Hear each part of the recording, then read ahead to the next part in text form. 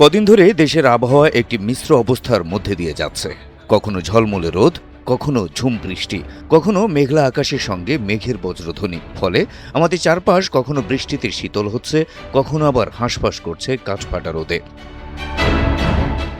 বিশ্লেষকদের মতে মানুষের শরীরে এই মিশ্র আবহাওয়ায় অনেক ক্ষেত্রে নেতিবাচক প্রভাব ফেলে।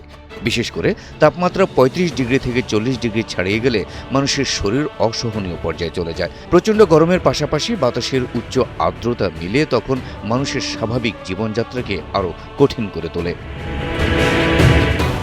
ডায়রিয়া ও পানিশূন্যতায় কোটি মানুষের জীবন বাঁচাতে ও জীবনকে এগিয়ে নিতে নতুন প্যাকে এসএমসি ওরসালাইন। স্বাস্থ্য বিশেষজ্ঞরা বলছেন বাতাসের জলীয় বাষ্প বেশি থাকলে ঘাম সহজে শুকায় না, ফলে শরীর নিজেকে ঠান্ডা করতে পারে না। এমন অবস্থায় দীর্ঘ সময় থাকলে হিট স্ট্রোকের ঝুঁকি বেড়ে যায়। পাখার নিচে বসে থাকলেও অনেকের ঘাম শুকায় না, বরং শরীর আঠালো ও ক্লান্ত অনুভব হয়। আর এটাই আর্দ্রতার কারণে শরীরের তাপ নিয়ন্ত্রণ ব্যবস্থার ব্যর্থতার লক্ষণ। এক্ষেত্রে বিশেষজ্ঞরা দুপুরের তীব্র রোদ এড়িয়ে চলার পরামর্শ দিয়ে থাকেন। যতটা সম্ভব বাড়ির ভেতরে থাকার কথা বলেন।